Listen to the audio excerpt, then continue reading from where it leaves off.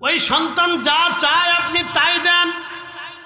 বলে কি সন্তান আপনার মেহবুব, সন্তান আপনার মেহবুব, সন্তান আপনার মেহবুব।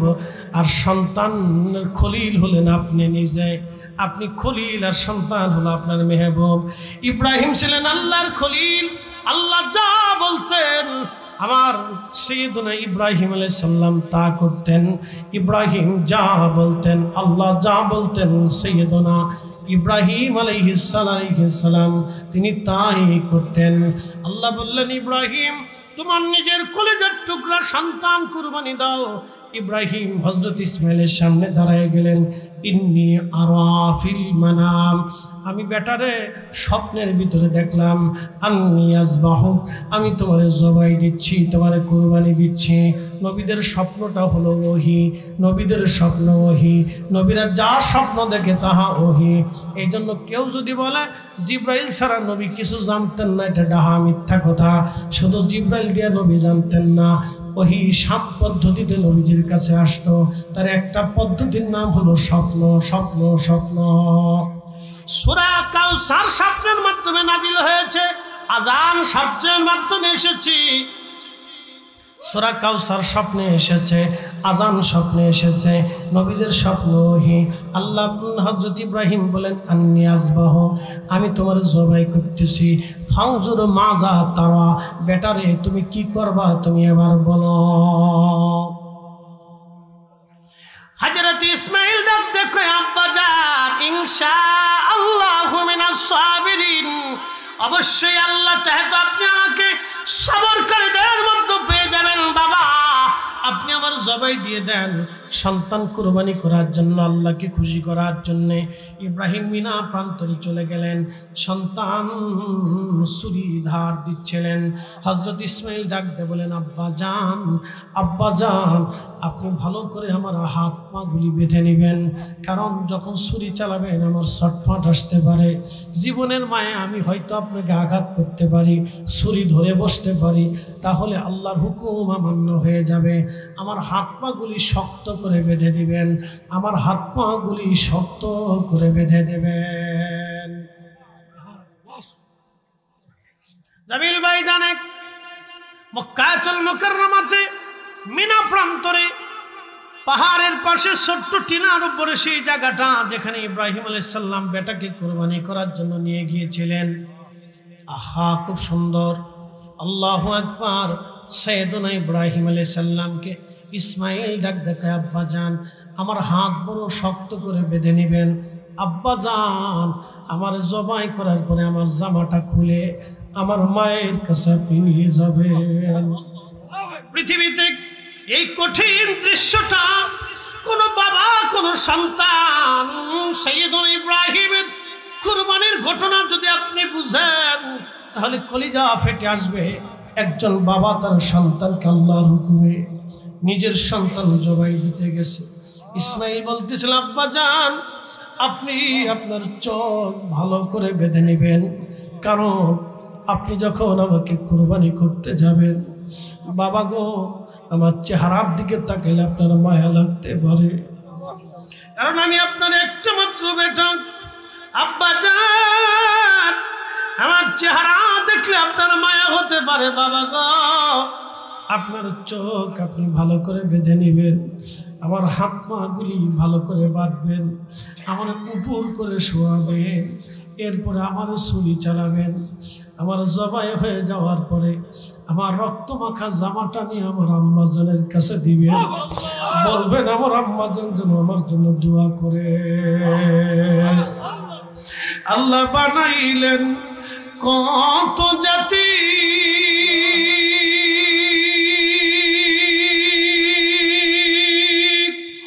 হইল না তার প্রেম প্রীতি,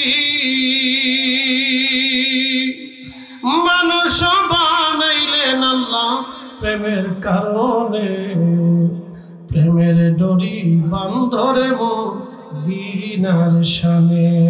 আহা প্রেমের ডরি বান্ধরে মদিনার শানে। আল্লাহুম্মা সাল্লি আলা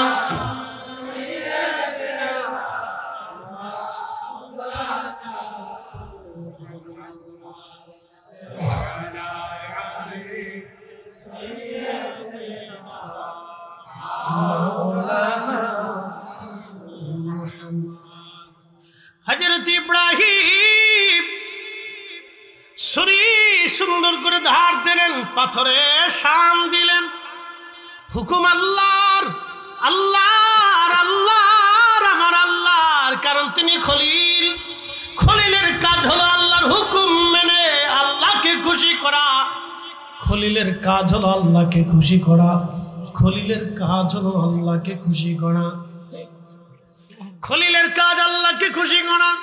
ছুরি মাথার উপর উঠাইয়া বিসমিল্লাহি আল্লাহু আকবার বলে যখন গলার দিকে তিনি চালাচ্ছিলেন, আমার আল্লাহ ডাক দিলেন, জিবরাইল তাড়াতাড়ি যাও, 40 বছর ধরে জান্নাতে যে দুম্বা পালা হচ্ছে, রে জিবরাইল আমার ইসমাইলকে সরাইয়া ওই দুম্বাখানা নিয়ে আহা ইব্রাহিমের শরীর নিচে দুম্বাখানা চালাইয়া দাও।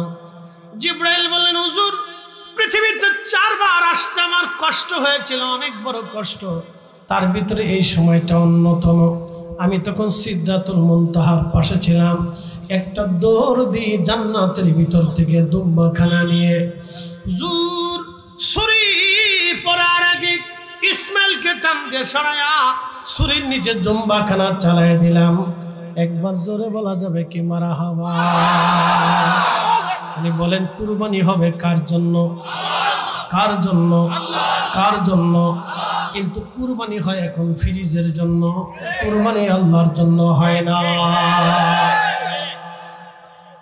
ইব্রাহিম আলাইহিস সালাম যেইভাবে আল্লাহকে খুশি করার জন্য কুরবানি দিয়েছিলেন, আপনার গরুটা, আপনার মহিষটা, আপনার ছাগল কুরবানিটা যদি ওই উদ্দেশ্য হয়, তাহলে আপনি ফ্রিজের জন্য গোশত না রেখে একটা ভাগ নিজের জন্য জমা করে বাকিটা আল্লাহর পথে দান করে দিতে হবে।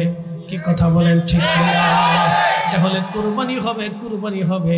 আপনার দরজা থেকে গরিব ঘুরে গেল আর আপনি গোশত খেয়ে আরাম করলেন, কুরবানি হলো না। কুরবানি যদি বুঝতে হয়, সাইয়েদুনা ইব্রাহিমের কুরবানির ভেদের দিকে চলে যেতে হবে। ভেদ ভেদ ভেদ। এই জন্য আল্লাহর ওলিরা নিজের সবকিছুকে আল্লাহর কুদরতি কদমে বিসর্জন দিয়ে দিতেন। এই জন্য আশিক রসুল যারা ছিলেন তারা জীবনের সবকিছু আল্লাহর জন্য দিয়ে দিতেন।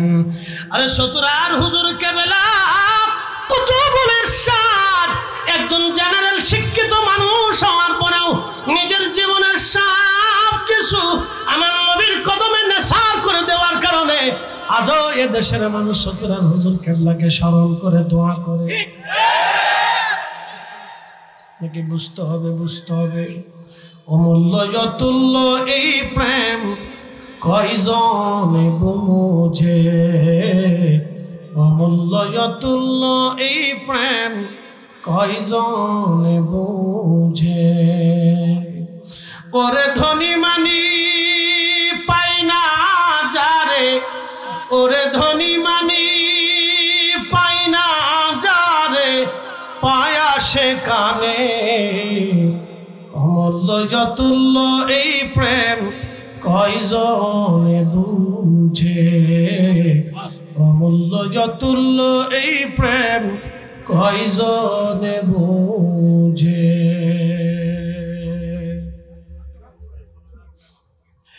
রুটির মুসলমান খুব মনোযোগ দিয়ে শুনে যাবেন মা বোনেরা। সাইয়েদুনা ইব্রাহিম আলাইহিস সালাম আল্লাহকে খুশি করার জন্য নিজের সন্তানকে কুরবানি করার জন্য মিনার মাঠে নিয়ে গেলেন। কুরবানিতে একেবারে সন্তানকে শোয়ে হাত পা গুলি বেঁধে নিজের চক্ষু বেঁধে আল্লাহর হুকুম মানার জন্য তিনি ছুরি চালায় দিলেন। উনি হচ্ছেন আল্লাহর খলিল আর আমাদের নবী হলো আল্লাহর মেহবুব। বলে ফরিদ হুজুর মেহবুব কি? মেহবুব বোঝানোর জন্য এখন চলে যাই। আমার নবীজির মন বেজার, মন বেজার, মন বেজার। বলে কেন বেজার? সাহাবীরা সে বলেন, ইয়া রাসূলুল্লাহ আমাদের হায়াত কম, আমাদের নেকি কম। আমরা শুনছি আগের জমানার উম্মতেরা দীর্ঘদিন পর্যন্ত তারা বেঁচে থাকতো। কারো 800 বছর, কারো 600 বছর, কারো 500 বছর ধরে দুনিয়াতে হায়াত পাইতো।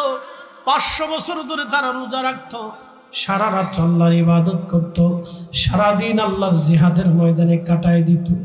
ওগো নবীজি, নবী গো, আজ আমরা হায়াত আমাদের কম, নেকি আমাদের কম, কিয়ামতের ময়দানে আমরা সবার পিছে পড়ে যাব, আমরা লজ্জিত হয়ে যাব। আমার নবীর মন বেজার, হা কথা তো সত্য, আহা কিয়ামতের ময়দানে আমার উম্মতের কি হবে, উম্মতের কি হবে, উম্মতের কি হবে।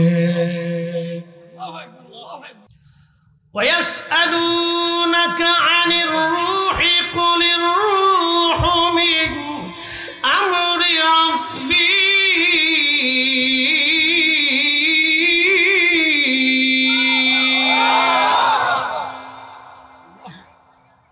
নবী গো, প্রাণা বন্ধু আমার, মুশরিকরা আপনাকে সে রুহু সম্পর্কে জিজ্ঞাসা করে, আপনি বলুন এটা আল্লাহর একটা হুকুম মাত্র, হুকুমে আসছে, হুকুমে চলে যাবে। হুকুম হয়ে গেলে 1 সেকেন্ডও পৃথিবীতে টিকে থাকার মতো কারো সুযোগ নেই। কি রাশিয়ান প্রেসিডেন্ট, কি আমেরিকান প্রেসিডেন্ট, কি চাইনিজ প্রেসিডেন্ট, কি পৃথিবীর জাতিসংঘের মহাসচিব বলেন, মহাকাশ সবচেয়ে বিজ্ঞানীদের প্রধান বিজ্ঞানী বলেন, চিফ বলেন, অথবা পারমাণবিক বিজ্ঞানীদের চিফ বলেন, অথবা পৃথিবীর সবচেয়ে বড় প্রসিদ্ধ চিকিৎসা বিজ্ঞানী বলেন, অথবা আপনি যাহা বলেন, মানুষ কলিজা কেটে বের করে ছিদ্র করে রিং ঢুকিয়ে তারপরে আবার সেটাকে যথাস্থান স্থাপন করে দিয়ে বক্ষ সেলাই করে আপনাকে সঞ্চালন করে দিতে পারে। কিন্তু এই মানুষ আল্লাহর দেওয়া একটা চোখের মতো চোখ তৈরি করতে পারে না। কথা বলে ঠিক না বেঠে? আমরা অসহায় কার কাছে? আল্লাহর কাছে। ফিরে চলে যাব কার কাছে? আল্লাহর কাছে। কোনো সন্দেহ নেই। ইরজিই, আমার কাছে আসো।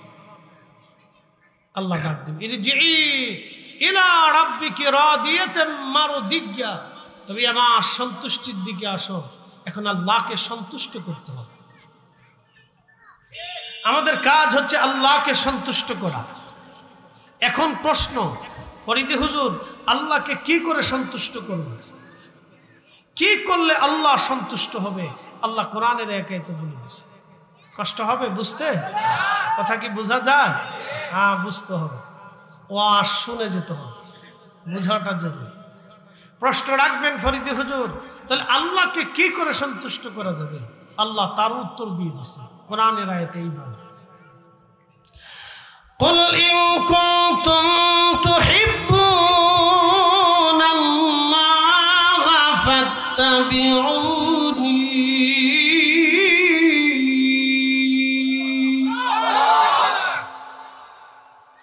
আল্লাহর কালাম কত চমৎকার। রব্বুল আলামিন বললেন, হাবিব উম্মতকে বলে দেন, জানিয়ে দেন, চূড়ান্ত ভাবে কেউ যদি আমি আল্লাহকে মানতে চায়, চূড়ান্ত ভাবে কেউ যদি আমি আল্লাহকে খুশি করতে চায়, চূড়ান্ত ভাবে আমি আল্লাহর জন্য সবকিছু যদি করতে হয়, বন্ধু আপনি বলে দেন ফাত্তাবিউনি, সে যেন চূড়ান্ত ভাবে আপনি নবী মেনে নেয়। তার জীবনে যেন চূড়ান্ত ভাবে আপনি নবী মেনে নেয়। আপনি নবী মানলে আমি আল্লাহ মানা হবে, আপনি নবী ভালোবাসলে আমি আল্লাহ ভালোবাসা হবে, আপনার জন্য জীবন দিলে আমি আল্লাহর জন্য জীবন দেওয়া হবে, আপনার মত মানলে আমি আল্লাহর মত হবে, আপনি নবীর পথ মানলে আমি আল্লাহর পথ হবে, আপনি নবীর দল হলে আমি আল্লাহর দল হবে, আপনি নবীর অনুসরণ হলে আমি আল্লাহর অনুসরণ হবে। আপনি যেইভাবে টুপি মাথায় দিয়েছেন, দাড়ি রেখেছেন, পথ চলেছেন, সমাজ রাষ্ট্র পরিচালনা শিখিয়েছেন, অর্থনীতি শিখিয়েছেন, ব্যবসা শিখিয়েছেন, আপনি যেইভাবে জিকির আজকার শিখিয়েছেন, দোয়া কালাম শিখিয়েছেন, আপনার উম্মত যদি ওইভাবে করে নবী, তাহলে আমি আল্লাহরটাই করা হয়ে যাবে। আপনি নবীর হুকুম মানলে আমি আল্লাহর হুকুম মানা হয়ে যাবে। আপনি নবী রাজি হলে আমি আল্লাহ রাজি হয়ে যাবে। জোরে বলা যাবে কি মারহাবা? খুশি করব কাকে? একসাথে বলেন কাকে? আল্লাহ পাওয়ার আগে পেতে হবে কাকে? সহজ সূত্র। আমাদের কিছু ভাইদেরকে আমরা বুঝাইতেই পারি না। কথা ঠিক আছে না ভাই? না রাগ করা যাবে না, তারা তো আমাদের ভাই। কথা ঠিক আছে না? তারা আমাদের কি ভাই? আমাদের প্রতিবেশী, তারা আমাদের সঙ্গী, আমাদের খেলার সাথী, আমাদের চলার সাথী, আমাদের লেনদেনের সাথী, আমাদের ব্যবসার সাথী, তারা আমাদের গ্রামবাসী, তারা আমাদের সমাজবাসী, রাষ্ট্রবাসী, তারা আমরা একই সমাজ, একই দেশ, একই ভাষা, একই খাবার, একই আচার আচরণ। হয়তো ভাইটা বুঝতে পারেনি, তাকে বুঝাইতে হবে আমাদেরকে। কথা ঠিক আছে না? ভাইটা হয়তো বুঝে নাই, জন্য তাকে বুঝাইতে হবে। প্রিয় উপস্থিতি, খুব মনোযোগ দিবে। তাহলে আল্লাহ পেতে হলে ইরজিই ইলা রাব্বিকি রাদিয়াতাম মারদিয়া, নবী গো উম্মতকে বলুন আমাকে খুশি করতে। তো আল্লাহকে খুশি করতে হবে। আল্লাহ বলছেন আসো, ফিরে আসো, আমি আমার সন্তুষ্টির দিকে আসো। সেখানে আল্লাহকে সন্তুষ্ট করে যেতে হবে, আল্লাহকে খুশি করে যেতে হবে। আমরা ফিরে অবশ্যই চলে যাব আল্লাহর কাছে। প্রিয় বন্ধু, খুব মনোযোগ দিবেন।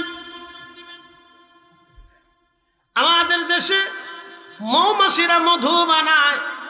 মৌমাছিরা যখন মধু বানায়, মাদারিজুন নবুয়াতের ভিতরে আল্লামা শেখ আব্দুল হক মুহাদ্দিস দেহলভী রাহিমাহুল্লাহ তিনি একটা কাসাস বর্ণনা করেছেন এইভাবে, মৌমাছির দলেরা নবীজির সামনে দিয়ে উড়ে উড়ে যায়। আল্লাহর নবী ডাক দিলেন, মৌ পোকা আসো আমার সামনে দাঁড়াও। একসাথে বলবেন আল্লাহু আকবার। আমাদের শরীরে মাছি বসে কিনা? কেন বসে বলেন?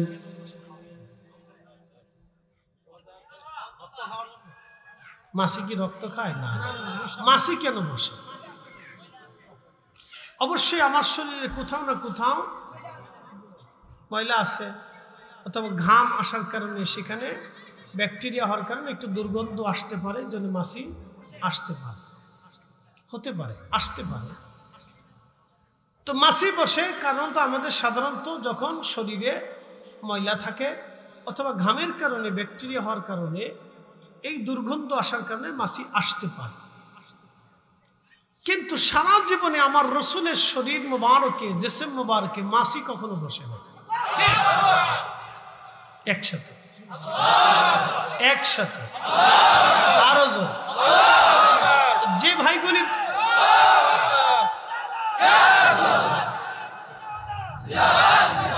আমাদের যে ভাইগুলি বলল যে রসুল আমাদের মতো, তাহলে আমি তার সাথে একমত হতে পারবো? সম্ভব হবে? তাহলে বোঝা গেল সে ভুলের মধ্যে। আমার ওই ভাইকে ভুল থেকে বের করে নিয়ে আসতে হবে। কথা ঠিক আছে না ভাই? গাইলেই আনবো?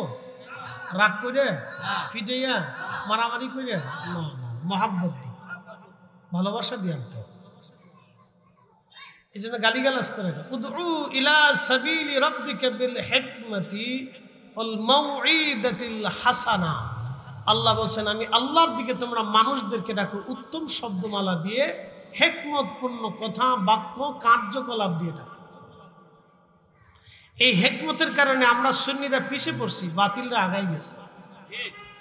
কথা ঠিক আছে কিনা? হিকমতের কারণে আমরা পিছে পড়ে গেছি, আমরা হিকমতের জন্য পিছে পড়ে গেছি। তো খুব মনোযোগ দিবেন হাজিরিন। আমাদের শরীরে মশা বসে কিনা? মশা বসে। আচ্ছা, আপনি এখানে যারা ডাক্তার আছে তারা জানবেন, মানব শরীরের বিভিন্ন, মানুষের শরীরে বিভিন্ন রক্তের গ্রুপ আছে। আচ্ছা ঠিক আছে, ওই ঘুরে ফিরে একই কথা আমার।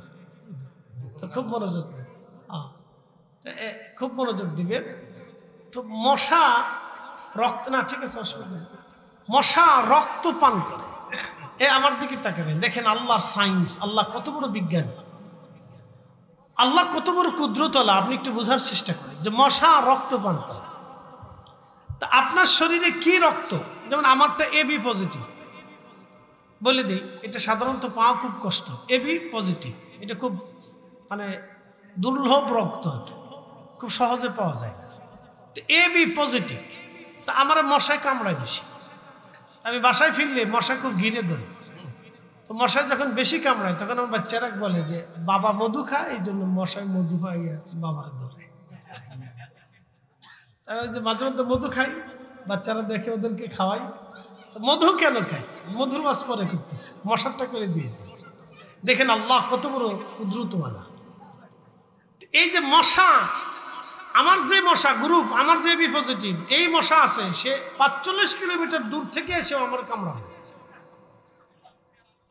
ওর নাকে কোনো ল্যাব লাগে না, কোনো পরীক্ষা নিরীক্ষা যন্ত্রপাতি কিচ্ছু লাগে না। মশার নাকে আল্লাহ চোখে এমন এক রাডার স্থাপন করে দিলেন, আপনার যদি এ পজিটিভ হয়, বি পজিটিভ হয়, এ নেগেটিভ হয় বা ও নেগেটিভ হয়, যে রক্তই আপনার হোক না কেন, সেই রক্তের মশা যেখান থেকে হোক উড়ে এসে আপনারই কামড়াবে।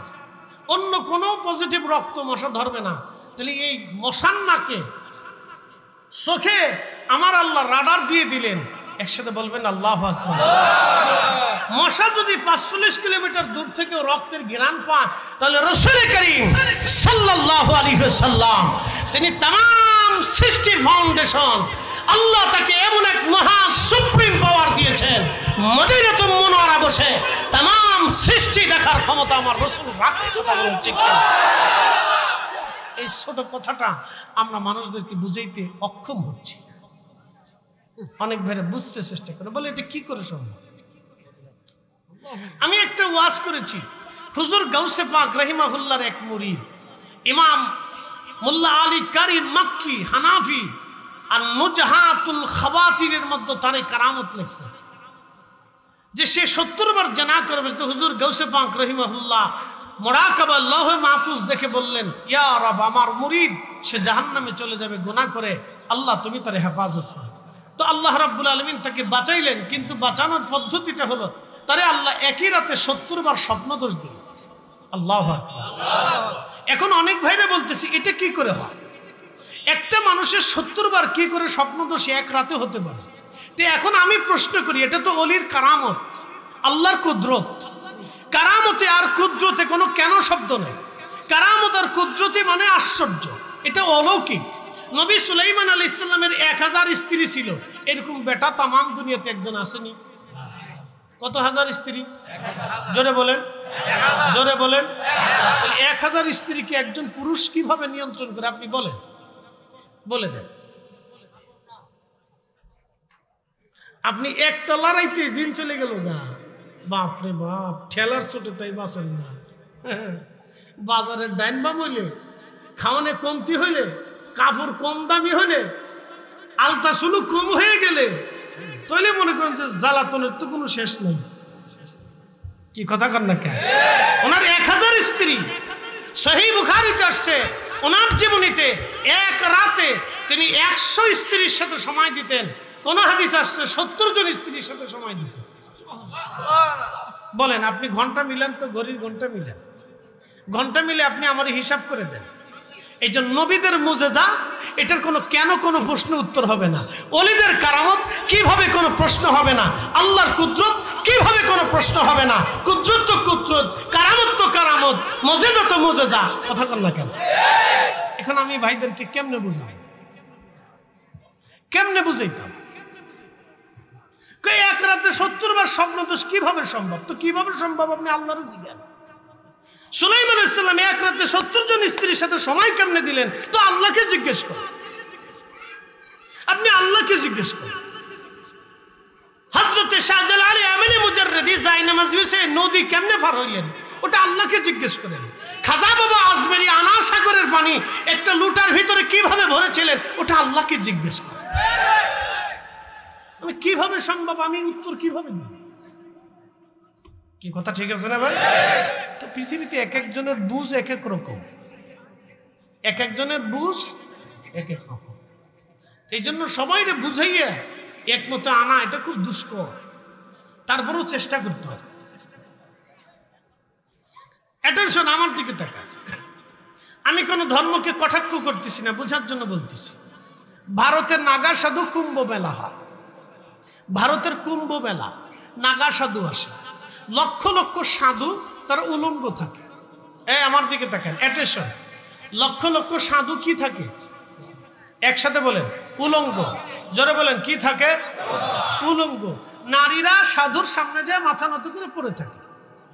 আচ্ছা বলেন তো, লক্ষ লক্ষ নারী পুরুষ ওই উলঙ্গ সাধু দেখতেছে, তারা উলঙ্গ থাকে, ল্যাংটা থাকে। আচ্ছা বলেন, লক্ষ লক্ষ ল্যাংটা সাধু ল্যাংটা থাকে, নারীরা তাদের সামনে দিয়ে যায়, তারা বসে থাকে, নারীরা তাদের সামনে সেজদা দেয়। বলেন, আপনি বলেন তো, এই লোকদেরকে আমরা কখনো বুঝাইয়া লা ইলাহা ইল্লাল্লাহ মুহাম্মাদুর রাসূলুল্লাহ সাল্লাল্লাহু আলাইহি ওয়াসাল্লাম এই পতাকার নিচে আমরা তাদেরকে আনতে পারি নাই? যদিও জানে যে এই ল্যাংটা উলঙ্গপনা এই পৃথিবীতে এই আধুনিক জমানাতে এটা অসমীচীন, এটা যদিও সামাজিক কোনো কর্মকাণ্ড না, তারপরেও মানুষ তাদেরকে আমরা বুঝাই আল্লাহর মতে আনতে পারি না। তো সবাই যে একমতে আসবে তা কিন্তু না, কথা ঠিক আছে না? সবাই যে সুন্নি হবে তা কিন্তু না, সবাই হুজুর গাউসে পাককে মেনে নেবে তাও কিন্তু না। যে মানবে সে ভাগ্যবান, যে বুঝবে সে ভাগ্যবান, যে কবুল করবে সে ভাগ্যবান, যে আহলে সুন্নাত ওয়াল জামাতের কাতারে আসবে সে ভাগ্যবান। সবাই আসবে না, আমাদের দাওয়াতের কাজ চালাই দিতে হবে, কথা ঠিক আছে না? আমরা যারা আসছি আমাদের বুলন্দ নসিব, এখানে সবাই আসতে পারবে? আল্লাহ যাকে কবুল করছে সে আসছে, এটা বুলন্দ নসিব, বুলন্দ নসিব। শাহ জালালি আমিনী মুজাররিদিরে সবাই পাইছে, ওই জমানায় ওনাকে যারা পেয়েছিল তাদের বুলন্দ নসিব। খাজা বাবা আজমিরিকে সবাই পেয়েছে না, ওই জমানায় যারা পেয়েছিল তাদের বুলন্দ নসিব। আমার রসুলকে কি সবাই পেয়েছে? না। ১৬ লক্ষ সাহাবী আমার রসুলের দর্শে বসেছিল, ১৬ লক্ষ সাহাবীর জিন্দেগি বুলন্দ হয়ে গেল শুধু নবীর সহবতে থাকার কারণে। কথা বলেন ঠিক না? তাহলে যেন সবার নসিবে এক হবে না। প্রিয় উপস্থিতি হাজিরিন, খুব মনোযোগের সাথে কথাগুলি শুনবেন বাবাজি আমার। মশার কথা বলছিলাম, এখন মৌমাছির দিকে চলে যাই। মৌমাছি দেখবেন নবীজির সামনে দিয়ে উড়ে যাচ্ছে। নবীজি বললেন, মৌমাছি বলো তো তোমরা মধু কিভাবে বানাও? মৌমাছি ডেকে বললেন, ইয়া রাসূলুল্লাহ, ইয়া হাবিবাল্লাহ, আমরা সারা অঞ্চল থেকে বিভিন্ন ফুল থেকে রস আনি। কোন রস মিষ্টি, কোনটা তিতা, কোনটা লোনতা, কোনটা পাইনসে, কোনটা টক, বিভিন্ন রকমের রসগুলি এনে আমরা মধু চাকের মধ্যে রেখে দেই। নবী গো, মধু তখনও মধু হয় না যখন আপনি নবীর শানে দুরূদ শরীফ পড়ি। আমার আল্লাহ দুরূদের কারণে ওই সব ফুলের রসগুলিকে একত্রিত করে আমার রব আমার আল্লাহ চাকের মধ্যে মধু বানায়া দেয়। এখান থেকে একটা হাকিকতের মাসলা বলে দিয়েছে। আমাদের কিছু ভাইরা তো মিলাদ বন্ধ করে দেওয়ার জন্য আদা জল খেয়ে উঠে পড়ে, যে এটা বন্ধ করতেই হবে, অনেক বড় বেদাত। আজকে দেখলাম একজন কি বাংলাদেশের সমন্বয়ক, তিনি তার দাদার কি জানা যায় বলছেন যে তিনি বলছেন তার এই কোন আলেমদের কাছ থেকে তিনি জেনেছেন যে এই ফাতিহা দোয়া খায় এগুলি ইসলামে নাই। এটা উনি জানতে পারেন, যেহেতু উনি জেনারেল শিক্ষিত, ওনার তো আর এলিম কালাম এই বিদ্যায় উনি পারদর্শী না, তো উনি যে কাউকে জিজ্ঞাসা করতে পারেন। রাজনৈতিক আমার সাবজেক্ট, এটা ওনার বিষয়। কিন্তু আমার প্রশ্ন হলো, সারা বাংলাদেশে তাদের চিন্তা হলো এটা বন্ধ করো। আচ্ছা, বন্ধ করার জন্য তারা উঠে পড়ে লাগবে। মিলাদে কি হয়? নবীর দুরূদ হয়, কি কথা কর না, আল্লাহর জিকির হয়, দোয়া হয়। আচ্ছা, মুসলমানরা দোয়া করে কার কাছে? না বলে যে সরস্বতী তুমি আমার বিদ্যা দাও, ওই কালী তুমি আমার এইটা দাও, ওই কার্তিক তুমি আমার এইটা দাও, গণেশ তুমি আমার এইটা দাও, তারপরে কৃষ্ণা তুমি আমার এটা দাও, রাম এটা দাও, শ্রী তুমি এটা দাও। এগুলো কিছু কয় তো কার কাছে স্যার? একা চাইলে কার কাছে স্যার? সবাই মিলে চাইলে কার কাছে স্যার? তাহলে একা চাইলে বেদাত হয় না, সবাই একসাথে চাইলে বেদাত কেন বলে? এটা এক ধরনের অসুস্থতা, বেমারি, রোগ। আলো রোগে ধরছে, আচ্ছা ঘুর পোকায় ধরছে এদের ব্রেনে, কথা বল না কেন? একা চাইলে বেদাত হয় না, সবাই মিলে চাইলে বেদাত হয়। বলে আমরা চাই তো আল্লাহর কাছে, আমরা তো কোনো পীরের কাছে চাই না। চাই কি? আমরা কি কোনো সময় মোনাজাতে বলছি খাজা বাবা আজমিরি আপনি আমরা এটা দেন, হুজুর গাউসে পাক আপনি এটা দেন? আমরা চাই কার কাছে? দুরূদ পড়ি কার? আল্লাহ রসুলের দুরূদ, কথা ঠিক আছে না? একা পড়লেও রসুলের দুরূদ পড়ি, সবাই মিলে পড়লেও নবীর দুরূদ পড়ি। আমার জবান দিয়ে আপনি পড়েন না, আর আপনার জবান দিয়ে আমি পড়ি না, যার যার জবানে সেই পড়ে। তাহলে নেকি যে পড়ে তার নেকি হয়, যে পড়ে না তার নেকি হয় না। একা পড়লেও নেকি হয়, একা না পড়লে নেকি হয় না। দলবদ্ধভাবে যে পড়ে তার নেকি হয়, যে পড়ে না তার নেকি হয় না। তো দলবদ্ধ পড়লে বেদাত হয়ে যায়, আর একা একা পড়লে তখন জায়েজ হয়ে যায়। এই সমস্ত আজেরে বেহুদে মাসালা বলে আমার দেশে মুসলমানদের ভিতরে ঝামেলা বা কেন আজও পর্যন্ত তারা পতিতালয় বন্ধ করতে পারে নাই, সুদের কারখানা বন্ধ করতে পারে নাই, ঘুষের কারখানা বন্ধ করতে পারে নাই, অন্যায় জুলুম খুন খারাপি বন্ধ করতে পারে নাই। তারা শুধু আছে মিলাদ বন্ধ করো, দোয়া বন্ধ করো, জিকির বন্ধ করো। এই সমস্ত সব শয়তানের কারসাজি। কথা বলে ঠিক যেটা বন্ধ করা সেটা পারে নাই, যেটা বন্ধ করার দরকার না সেটা নিয়ে কাঁচা দিয়ে লাগছে। আর এক দল আছে তারাবির নামাজ 8 টাকা কেমনে বানাইব, এটার এই দাম বা কি কথা ঠিক আছে না? যত কোয়ালিটির চিন্তা ভাবনা ধান্দা দ্বন্দ্ব, এই দলিল এই দলিল, এতে বিশ্রায় এতে বিশ্রায় এতে বিশ্রায় এতে বিশ্রায়, নানা যত যুক্তি তর্ক, খালি 8 টাকার তারাবি নাম। আরে আমার দেশের লক্ষ লক্ষ মানুষ তারাবি পড়ে না, যে বেটা পড়ে না তার 8 টাকা কি আর 10 টাকা কি? হে বেটা চিন্তা করে তারাবি না হইলেই তো ভালো। হে বেটা চিন্তা করে যে আমার তারাবি না হইলেই তো ভালো, হতে হতে পড়লি কি আর না পড়লি কি? চিন্তা করেন, হেতে এসে 8 টাকার তারাবি বানাইতে হবে। এখন আমার প্রশ্ন, এদেশে শাহজালাল ইয়ামানি মুজাদ্দিদ ইসলাম আছে, তাতে তো কোনো সন্দেহ নাই, আছে কি? 360 জন ওলি ছিল, তাতে কি কোনো সন্দেহ আছে?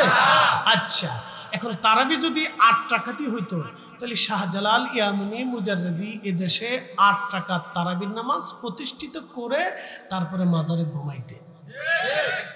তারাবি 20 টাকাত, এই জন্য ওনারা 20 টাকাত প্রতিষ্ঠিত করে গেছে। অতএব যারা আজকে নতুন এসে আমাদের ভিতরে ভেজাল বাড়াইতেছে, বোঝা গেলে সব ফ্যাসাদ সৃষ্টিকারী, ফিতনা সৃষ্টিকারী শয়তানের দালাল। কোনো সন্দেহ? এখন আপনি কোন দলে যাবেন সেটা আপনার ইচ্ছা। আমার বক্তব্য আমি সেরে দিয়েছি, এখন কোনটা মানবেন না মানবেন সেটা আপনাদের ইচ্ছা। প্রিয় উপস্থিতি, হাসর কায়েম হবে, আল্লাহর আদালতে সবাইকে দাঁড়াইতে হবে, মনে রাখতে হবে। দিন শেষে আমরা ওনার কাছে ফিরে যাব। প্রিয় বন্ধু আমার, খুব মনোযোগ দিবেন। হাজিরিন, আল্লাহ নবী বলেন মৌমাছি বলে হুজুর মধু হয়, আপনি নবীর শানে দরুদ পড়ি, দরুদ পড়ার কারণে আল্লাহ মধু বানায় দেয়। এখন হাকিকতের মাসালা কি বলে দিয়ে যায় আপনাদেরকে, হাকিকতের ভেদটা কি, রহস্যটা কি বলি। যদি নবীর দরুদের কারণে মধু মধু হয়, এই মধু সম্পর্কে আল্লাহ কোরআনে বলে দিলেন আশিফাউল লিন্নাস, আশিফাউল লিন্নাস। এই মধু হচ্ছে মানুষের জন্য শেফা, মানুষের জন্য শেফা, মানুষের জন্য শেফা। মধু কেমনে খাবেন তা বলে দিয়ে যায়। আল্লাহ নবী বললেন আমার উম্মত হাতের তালুর মধ্যে মধু রেখে যদি তোমরা মাসে অন্তত একবার মধু তোমরা চেটে চেটে খাও, আল্লাহ 99 প্রকার রোগ থেকে তোমাকে বাঁচাই দিবে। একবার জোরে বলবেন কি মারহাবা। বলেন এই রসের নাম কি? মধু। একসাথে বলেন কি? পৃথিবীর সমস্ত বিজ্ঞানীকে যদি এক জায়গা করে বলেন বিজ্ঞানীরা তোমরা মধু বানিয়ে দাও, পৃথিবীর সব বিজ্ঞানী চেষ্টা করবে আল্লাহর এই মৌমাছিরা যেভাবে মধু বানায় আল্লাহর দেওয়া কৌশল অনুযায়ী পৃথিবীর সব বিজ্ঞানী যদি এক জায়গা হয়, তাহলেও তারা চেষ্টা করে এক ফোঁটা মধু কখনো বানাই দিতে পারবে না। কথা বলেন ঠিক কিনা? ও হাজিরিন, খুবই মনোযোগ দিয়ে কথাগুলি শুনে যাবে না। পৃথিবীর সব জ্ঞান বিজ্ঞান যদি এক জায়গা হয়, আল্লাহর দেওয়া একটা চোখের মতো চোখ বানিয়ে দিতে পারবে না। বিজ্ঞানীরা এত কিছু আবিষ্কার করলো, কিন্তু আগামী মুহূর্তে তার ভাগ্যে কি আসবে সেটা আবিষ্কার করতে পারে নাই। আল্লাহ 1450 বছর আগে কোরআনে বললেন ওমা তাদরি নাফসুম মাদা তাকসিবু গাদা। এ বান্দা, আগামী মুহূর্তটা তোমার তকদিরের মধ্যে কি আছে, ভাগ্যের মধ্যে কি আছে তুমি সেটা জানো না। ওমা তাদরি নাফসুম বিআইয়ি আরদিন তামুত, তুমি কোথায় কোন জায়গায় কোন অবস্থায় মারা যাবা, তোমার মৃত্যু কোন জায়গায় লেখা আছে তুমি জানো না। বন্ধু, প্রেসিডেন্ট পুতিন কোথায় মারা যাবে সে জানে না, প্রেসিডেন্ট ট্রাম্প কোথায় মারা যাবে সে জানে না, প্রেসিডেন্ট শি জিনপিং কোথায় মারা যাবে সে জানে না, এই সৌদির বাদশা কোথায় কোন জায়গা কখন মারা যাবে কেউ জানে না। আপনি কোথায় কখন কোন জায়গা মারা যাবেন আপনি জানেন না। আমাদের জীবন অনির্দিষ্ট, অনিশ্চয়তার একটা জীবন। আহা, এই জীবন নিয়ে আমাদের কত বাহানা, কত কারাকারি, মারামারি, লাফালাফি, কত খুন খারাপি, অন্যায় অশ্লীল, যারা ডাকাতি করে অন্যায় করে মানুষের সম্পদ কেড়ে নিয়ে যায়। আহা, মানুষে মারে ধরে সম্পদগুলি কেড়ে নিয়ে চলে গেল। ওরা বুঝে না আগামীর জন্য কবর নিশ্চিত হয়ে আছে, কোথায় কোন জায়গা সে মারা যাবে সেও জানে না। অন্যের সম্পদগুলি যে সে ডাকাতি করে রাহাজানি করে অন্যায় করে জোর করে নিয়ে গেল, এই সম্পদের জন্য কিয়ামতের ময়দানে সে আল্লাহর সামনে দাঁড়ায় যাবে। ও বান্দা আল্লাহর বিরুদ্ধে মামলা করবি, আর রব সে আমার সম্পদ জোর করে হরণ করেছিল, আমার রব বলবে ফয়সালা মিটায় দাও। সেই দিন সে কি করে ফয়সালা মিটাবে? এই জন্য আল্লাহর নবী বলেন, উম্মত, আমার উম্মতদেরকে কবরে নামানোর আগে আমার উম্মতের ঋণ তোমরা মওকুফ করাও। আপনি যখন মারা যাবেন এটা চিরসত্য। আজ আমি যদি মারা যাই আমার স্ত্রী কাঁদবে, হা, আমার স্বামী যদি বেঁচে থাকতো আমার চিন্তা ছিল না, আমি আমার বাচ্চা কাচ্চা নিয়ে আমার উপায় কি হবে, আমার স্ত্রী কাঁদবে আমার উপায় কি হবে, তার নিজের উপায়ের চিন্তা নিয়ে কাঁদবে। বাচ্চারা হয়তো কাঁদবে, বাবা বেঁচে থাকলে আমাদের জন্য অনেক কিছু করতেন, বাবা আজকে নেই আমাদের কি হবে। কিন্তু কেউ চিন্তা করবে না আল্লাহরে বান্দার ঋণ আছে, মানুষের কাছে সে ঋণী হয়ে গেছে, তার কত ঋণ আছে, তার ঋণগুলি মওকুফ করাও, তার ঋণ পরিশোধ করে কবরে নামাও। দুনিয়ার কারো ঋণ দিয়ে তার কবরে নামাইও না। তো খুব মনোযোগ দিবেন বাবাজি, খুব মনোযোগ দিয়ে কথাগুলি শুনে যাবেন। সেই সময় আপনাকে এই কথাগুলি কেউ বলবে না। এর অর্থটা কি? তার অর্থ হলো সবাই নিজের চিন্তায় বড় পেরেশান, আপনার চিন্তায় কেউ পেরেশান না। এই জন্য আল্লাহ নবী বলেন, উম্মত, তুমি ঋণ পরিশোধ করে কবরে যাও। কোনো মানুষ যেন তোমার কাছে কোনো ঋণ না পায়, তুমি ঋণ মওকুফ করাও, তুমি ঋণ মওকুফ করাও, ঋণ মওকুফ করাও। তা না হলে কবরের ভিতরে গেলে আল্লাহর হক তোমাকে মাফ করবে। আপনি নামাজ পড়েন নাই, আল্লাহ মাফ করে দিবে, আল্লাহ ওয়াদা করছে। আপনি রোজা রাখেন নাই, আল্লাহ মাফ করে দিবে। আপনি হজ করেন নাই, আল্লাহ মাফ করে দিবে। আপনি তাহাজ্জুদ পড়েন নাই, আল্লাহ মাফ করে দিবে, আল্লাহর ওয়াদা আছে। কিন্তু আপনি যদি বান্দার হক নষ্ট করে কবরে চলে যান, বান্দা ক্ষমা না করা পর্যন্ত আল্লাহ ক্ষমা করবে না। বান্দা ক্ষমা না করা পর্যন্ত আল্লাহ ক্ষমা করবে না।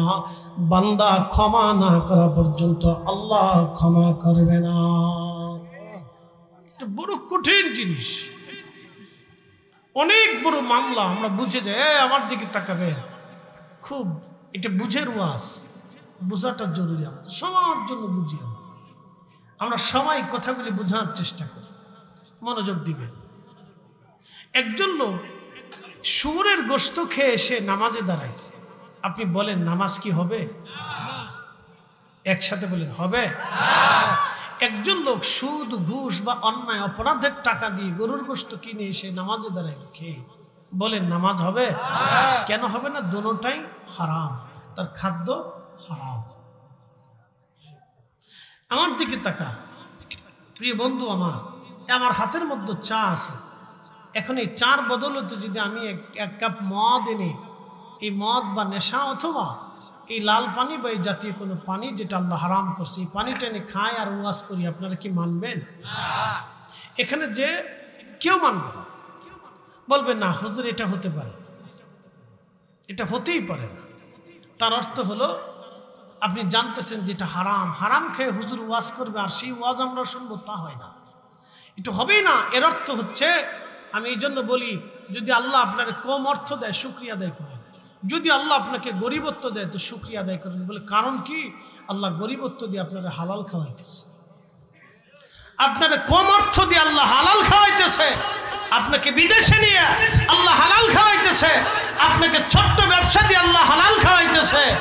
আপনার রক্ত গরিবের রক্ত চুষতে দেয় নাই আল্লাহ, অন্যায় করে সম্পদ রুজি করতে দেয় নাই আল্লাহ। আল্লাহ আপনারা হালাল দিয়েছে, এই জন্য আল্লাহর শুকরিয়া আদায় করেন যে দিন শেষে একবারও যদি আল্লাহকে আল্লাহ বলে ডাক দেন তাও আল্লাহ কবুল করবে, কিন্তু হারাম খাইয়া 1000 বছরও যদি আল্লাহকে ডাকেন তো আল্লাহ একটা ডাকও কবুল হবে।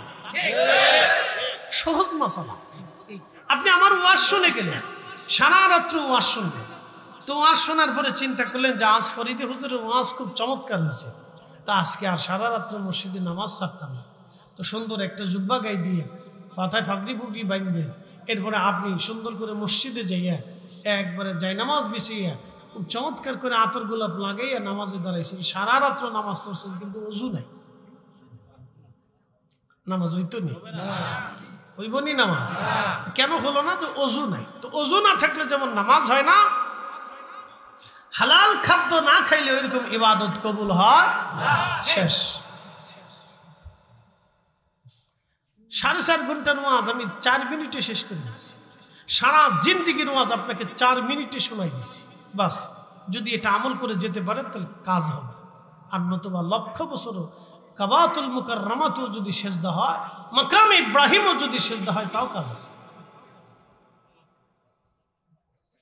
আমি সারা জিন্দিগির ওয়াজ 4 মিনিটে শেষ করে দিয়েছি, 4 মিনিট। এটা যদি কেউ বুঝে তাহলে সে হালাল খাইয়া যদি দেহ করে তাহলে কাজ হবে। এই জন্য নবীরা কোনো সম্পদ দুনিয়াতে রাখতেন না। ওলিদের জীবনে যদি আপনি দেখেন, ওলিদের জীবনে রেখে যাওয়া কোনো সম্পদ নাই, তারা আল্লাহর জন্য নিবেদিত হতেন। এই জন্য আমরা পৃথিবীর কোনো ব্যক্তিকে ভালোবাসি না, আমরা ওলিদেরকে ভালোবাসি। কথা বলেন ঠিক কিনা? জিন শেষে ওলিদেরকে ভালোবেসে যাব। মানুষ বেদাতি বলুক আর হারামি বলুক আর শরাবি বলুক, খারাপি বলুক, মাজার পূজারি বলুক, পীর পূজারি বলুক, আমরা শেষ পর্যন্ত ওলিদেরকে মহব্বত করেই যাব। মানুষ যাই বলুক তাতে আমাদের কিচ্ছু যায় আসে। আল্লাহর নবী বলেছেন, আল মারু মা মান আহাব্বা, তুমি যাকে ভালোবাসো হাসরের ময়দানে তোমার সাথে তার হাসর নাসর হয়ে যায়। সুবহানাল্লাহ। এর চাইতে বড় সুসংবাদ আর কিছু হতে পারে না। এই জন্য আমরা দিন শেষে এমন একজনকে ভালোবাসি যে আল্লাহ যাকে ভালোবাসে, আল্লাহ যাকে ভালোবাসে আমরা তাকে ভালোবাসি। কথা ঠিক আছে না? আল্লাহ যাকে ভালোবাসে আমরা তাকে ভালোবাসি। প্রিয় উপস্থিতি হাজিরিন, এই যে আমরা বারে বারে বারে বারে নবী নবী নবী নবী নবী নবী করি, আল্লাহ রসুলের শান গাই, নবীজির গান গাই, নবীর সুনাম গাই, আপনাদেরকে রসুলের দিকে ডেকে নিয়ে আসি, আসেন আসেন আসেন। কেন আনি জানেননি? বোঝায় আপনাকে। বন্ধু খুব মনোযোগ দিয়ে শুনবেন। আল্লাহ আল্লাহ মেহবুব কাকে বলে? ইব্রাহিম খলিলুল্লাহ ছিলেন, আর আমার নবী হাবিবুল্লাহ ছিলেন। হাবিবুল্লাহ বলে মেহবুব।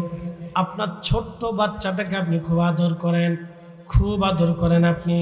আপনার কন্যা সন্তান ছোট্ট মেয়েটা আপনারা ছাড়া থাকে না, আপনারা ছাড়া ঘুমায় না, আপনারা ছাড়া খায় না, আপনিও তারে না দেখলে ভালো লাগে না।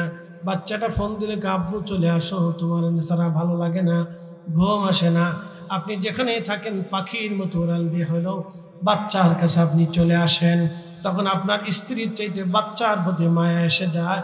পৃথিবীর সব দিক থেকে আপনি সন্তানের প্রতি মায়া আসে। বলে কারণ কি? ওই সন্তানটা হলো আপনার মেহবুব। ওই সন্তান যা চায় আপনি তাই দেন। বলে কি? সন্তান আপনার মেহবুব, সন্তান আপনার মেহবুব, সন্তান আপনার মেহবুব। আর সন্তান খলিল হলেন আপনি নিজে। আপনি খলিল আর সন্তান হলো আপনার মেহবুব। ইব্রাহিম ছিলেন আল্লাহর খলিল। আল্লাহ যা বলতেন আমার সাইয়্যিদুনা ইব্রাহিম আলাইহিস সালাম তা করতেন। ইব্রাহিম যা বলতেন, আল্লাহ যা বলতেন, সাইয়্যিদুনা ইব্রাহিম আলাইহিস সালাম তিনি তাই করতেন। আল্লাহ বললেন, ইব্রাহিম তোমার নিজের কলিজার টুকরা সন্তান কুরবানি দাও। ইব্রাহিম হযরত ইসমাইলের সামনে দাঁড়ায় গেলেন।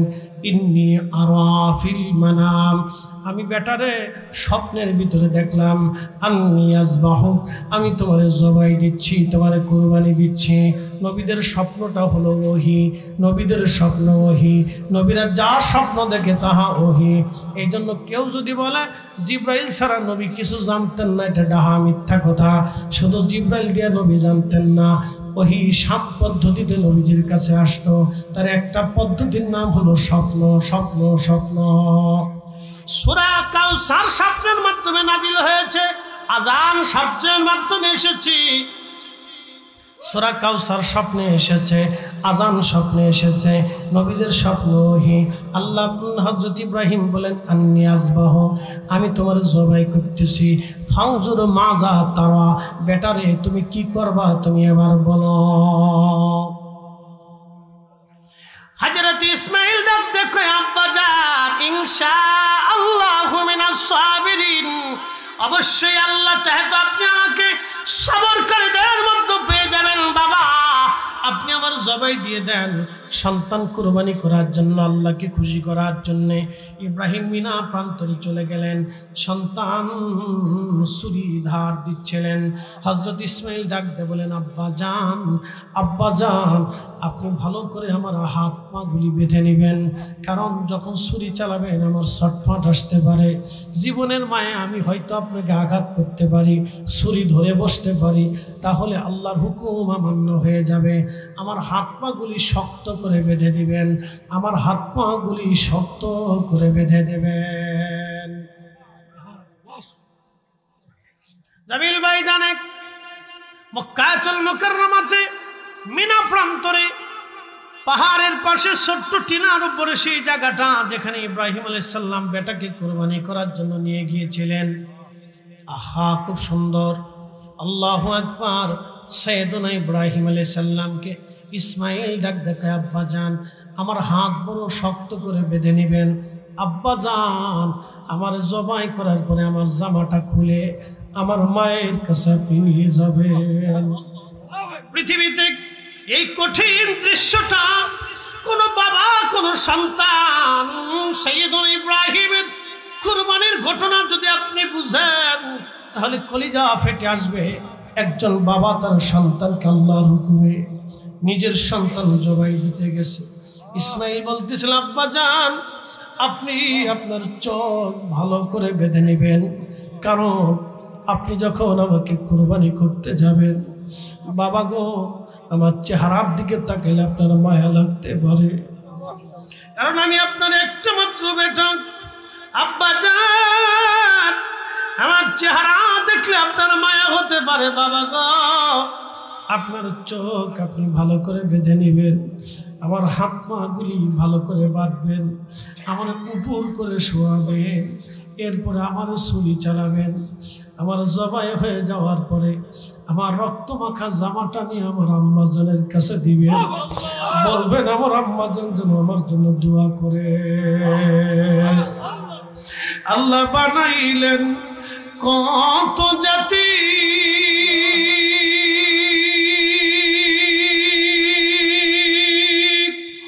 হইল না তার প্রেম প্রীতি, মানুষ বানাইলেন আল্লাহ প্রেমের কারণে, প্রেমের ডরি বান্ধরে মদিনার শানে, আহা প্রেমের ডরি বান্ধরে মদিনার শানে। আল্লাহুম্মা সাল্লি আলা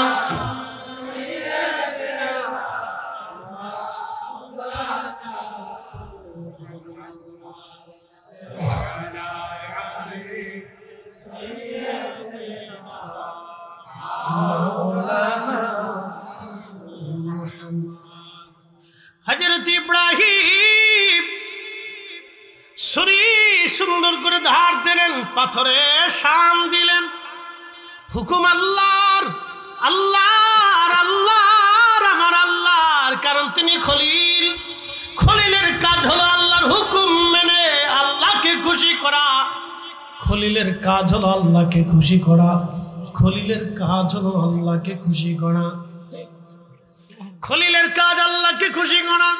ছুরি মাথার উপর উঠাইয়া বিসমিল্লাহি আল্লাহু আকবার বলে যখন গলার দিকে তিনি চালাচ্ছিলেন, আমার আল্লাহ ডাক দিলেন, জিব্রাইল তাড়াতাড়ি যাও, 40 বছর ধরে জান্নাতে যে দুম্বা পালা হচ্ছে, রে জিব্রাইল আমার ইসমাইলকে সরাইয়া ওই দুম্বাখানা নিয়ে ইব্রাহিমের শরীর নিচে দুম্বাখানা চালাইয়া দাও।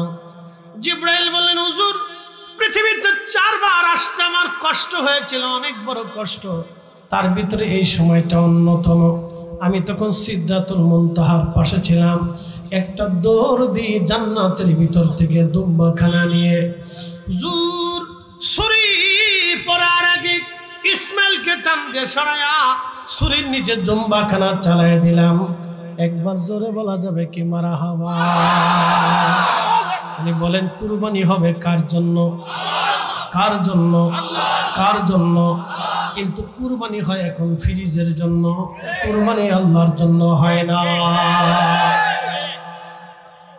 ইব্রাহিম আলাইহিস সালাম যেইভাবে আল্লাহকে খুশি করার জন্য কুরবানি দিয়েছিলেন, আপনার গরুটা, আপনার মহিষটা, আপনার ছাগল কুরবানিটা যদি ওই উদ্দেশ্য হয়, তাহলে আপনি ফ্রিজের জন্য গোশত না রেখে একটা ভাগ নিজের জন্য জমা করে বাকিটা আল্লাহর পথে দান করে দিতে হবে।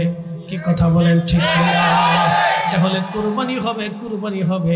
আপনার দরজা থেকে গরিব ঘুরে গেল আর আপনি গোশত খেয়ে আরাম করলেন, কুরবানি হলো না। কুরবানি যদি বুঝতে হয়, সাইয়েদুনা ইব্রাহিমের কুরবানির ভেদের দিকে চলে যেতে হবে। ভেদ ভেদ ভেদ। এই জন্য আল্লাহর ওলিরা নিজের সবকিছুকে আল্লাহর কুদরতি কদমে বিসর্জন দিয়ে দিতেন। এই জন্য আশিক রসুল যারা ছিলেন তারা জীবনের সবকিছু আল্লাহর জন্য দিয়ে দিতেন। আরে সতুরার হুজুর কেবলা কুতুবুল ইরশাদ একজন জেনারেল শিক্ষিত মানুষ হওয়ার পরেও নিজের জীবনের সব কিছু আমার নবীর কদমে নেসার করে দেওয়ার কারণে আজও এ দেশের মানুষ সতুরার হুজুর কেবলাকে স্মরণ করে দোয়া করে।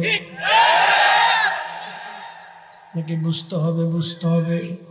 অমূল্য অতুল্য এই প্রেম কয়জনে বুঝে, অমূল্য অতুল্য এই প্রেম কয়জনে বুঝে। ওরে ধনী মানি পাই না যারে, ওরে ধনী মানি পাই না যারে, পায়া সে কানে। অমূল্য অতুল্য এই প্রেম কয়জনে বুঝে, অমূল্য অতুল্য এই প্রেম কয়জনে বুঝে।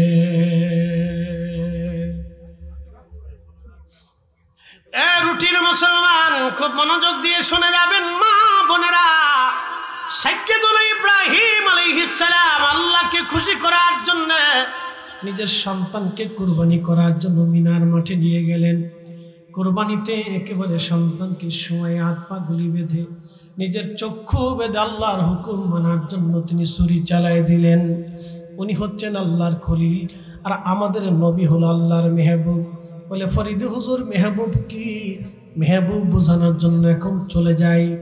আমার নবীজির মন বেজার, মন বেজার, মন বেজার। বলে কেন বেজার? সাহাবীরা সে বলেন, ইয়া রাসূলুল্লাহ আমাদের হায়াত কম, আমাদের নেকি কম।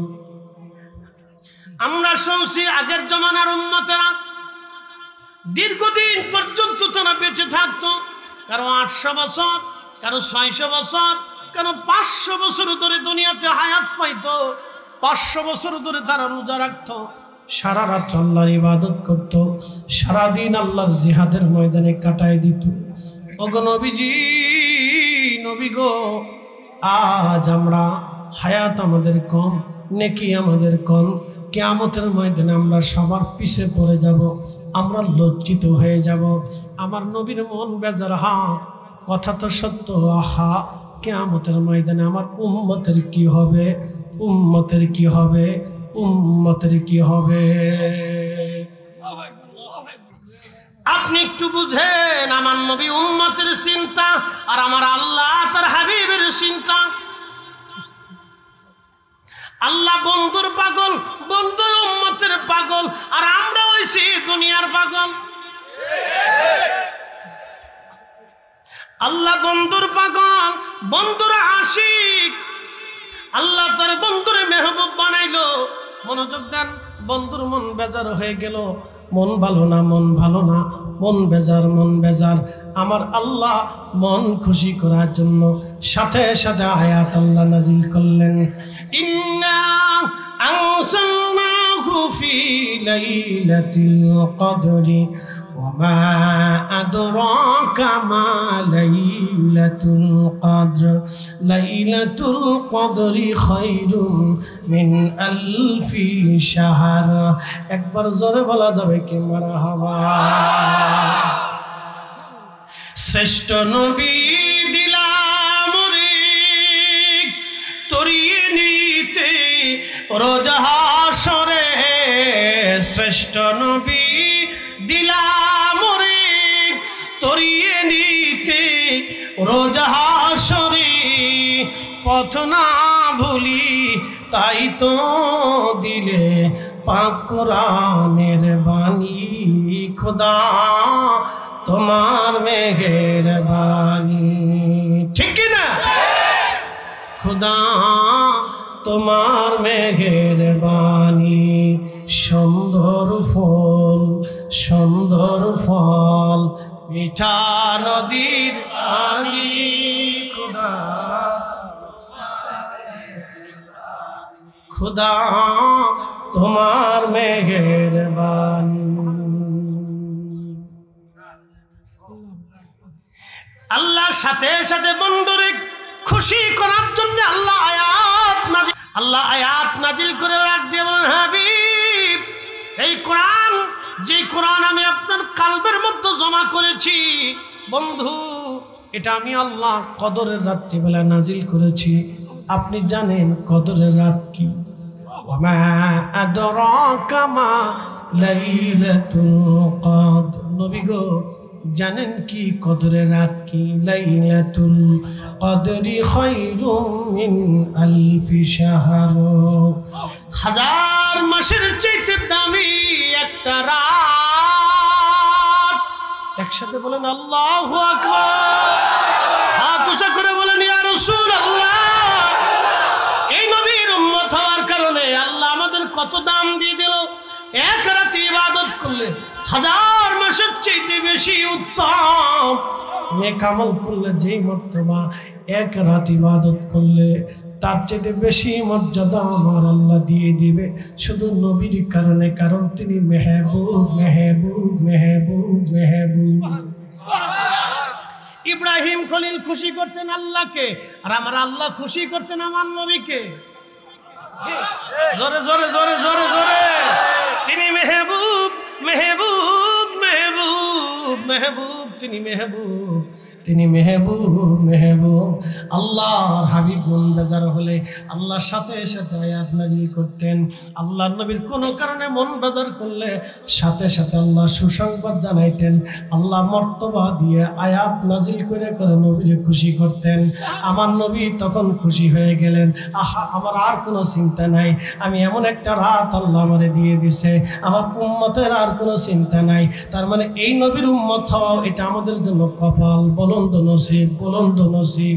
কথা কন না কেন? কপাল, কপাল, এই রাসূলের পক্ষে থাকাও কপাল, সবার নসিবে হয় না। লক্ষ লক্ষ হাদিস জানলে হয় না। ইমাম ইবনে তাইমিয়া আল্লাহ তাকে মাফ করে দিক, দোয়া করি। ইবনে তাইমিয়া 10 লক্ষ হাদিস কণ্ঠস্থ ছিল, 10 লক্ষ। যেমন ইলম তেমন হেলেম, যেমন ইলম তেমন হেলেম। কিতাব লিখতে লিখতে লিখতে লিখতে লাস্টে পথভ্রষ্ট হয়ে গেল। বলে কি? সে কিতাব লিখে বলল রসুলের রওজা মোবারক জিয়ারতের নিয়ত করা মুসলিমদের জন্য হারাম এবং শিরক। বুঝেন আপনি? কোথায় হাত দিছে? কলিজায়। একসাথে বলেন কোথায় হাত দিছে? কোথায় হাত দিছে? মুসলমানের ইমানের মূলে হাত দিছে। কথা কোন ঠিক কিনা? যেখানে গেলে উম্মতের নাজাত হবে সেখান থেকে উম্মতকে মাহরুম করার জন্য ফতোয়া রুলস জারি করবে। উম্মত সারা জিন্দেগীর আশায় থেকে আমি রসুলের কদমে দাঁড়াবো। আহা, উম্মতের সারা জিন্দেগীর আশা থেকে আমি রসুলের কদমে দাঁড়াবো। উম্মতকে সেখান থেকে সে ফতোয়া রুলস জারি করে নিষিদ্ধ ঘোষণা করে দিল। সব শেষ হয়ে গেল। 1000 বছরের জিন্দেগীর ইবাদত শেষ হয়ে যাবে, তার 10 লক্ষ হাদিসের খেদমত শেষ হয়ে যাবে। কি কথা কর না কেন? তার এই ভ্রান্ত আদর্শ বাস্তবায়ন করলো আব্দুল ওহাব নজদি, মোহাম্মদ ইবনে আব্দুল ওহাব নজদি। তার এই ভ্রান্ত মতবাদ পৃথিবীতে বাস্তবায়ন করলো। তারা বলে আল্লাহ আকার, আল্লাহর হাত আছে, চোখ আছে, পা আছে, কান আছে, নাক আছে, দেহ আছে, অঙ্গ আছে, প্রত্যঙ্গ আছে। আল্লাহ মানুষের মতো, লা হাওলা ওয়ালা কুওয়াতা ইল্লা বিল্লাহ। আল্লাহকে তারা আকার সাব্যস্ত করলো। এই জন্য তাদেরকে বলা হয় মুজাসসামি, দেহ আপনার কি বলে, দেহবাদী বলা হয়। তারা দেহবাদী আকীদায় বিশ্বাসী। এই জন্য আহলে সুন্নাত ওয়াল জামাতের আকীদার কোনো বিকল্প নাই। আল্লাহ শুরু নাই, শেষ নাই, আল্লাহর মধ্য নাই, মাঝ নাই, আল্লাহর ডাইন নাই, বাম নাই, উপর নাই, নিচ নাই, ব্যাস নাই, ব্যাসার্ধ নাই, ওজন নাই, জায়গা নাই। আচ্ছা বলেন, আল্লাহর জায়গা কতটুকু? যিনি অসীম, তার জায়গা কতটুকু বলে? এর কোনো সীমানা আছে? কথা কন না, সীমানা আছে? তার কোনো শুরু নির্ণয় করা যাবে? শেষ নির্ণয় করা যাবে? অতীত, বর্তমান, ভবিষ্যৎ নির্ণয় করা যাবে? উত্তর, দক্ষিণ, পূর্ব, পশ্চিম নির্ণয় করা যাবে? উপর, নিচ, ব্যাস, ব্যাসার্ধ, দক্ষিণ, এইগুলো কোনো নির্ণয় করা যাবে? তো আল্লাহ লাইসা কামিসলিহি শাইউন, আল্লাহর কোনো মেসাল নাই। তিনি মেসালহীন, উপমাহীন। সমস্ত সৃষ্টি আকারের ভিতরে একমাত্র আমার রব, আমার আল্লাহ হচ্ছে নিরাকার, নিরাকার। অতএব আল্লাহকে আকার মনে করে কেউ যদি সেজদা দেয়, কিয়ামত পর্যন্ত সেজদা হবে, কিন্তু কবুল হবে না। কথা বলো ঠিক কি? এজন্য আহলে সুন্নাত ওয়াল জামাতের আকীদার কোনো বিকল্প হতে পারে না। আহলে সুন্নাত ওয়াল জামাতের আকীদা ছাড়া বাদ বাকি যা আছে সব বেদাতি, সব বেদাতি, সব কি বেদাতি, সব বেদাতি, নতুন আবিষ্কৃত আকীদা, ভ্রান্ত মতবাদ। আল্লাহ এই সমস্ত ভ্রান্ত মতবাদ থেকে আমরা হেফাজত করে বলে না। আপনাদেরকে মাঝে মাঝে ওয়াজের ফাঁকে ফাঁকে আকীদা বুঝাই দিয়ে গেলাম। মোহতারাম, বুঝতে হবে। ফিরে যাব কার কাছে? একসাথে বল, একসাথে। तमाम সৃষ্টি এক মুহূর্তে, এক সময়ে, সর্বসময়ে পরিচালিত কে করেন? আল্লাহ। সূর্য কি আমাদের আইনে না আল্লাহর আইনে? চাঁদ, মেঘ বৃষ্টি, শীত গ্রীষ্ম, বর্ষা হেমন্ত, শরৎ, আল্লাহর আইন।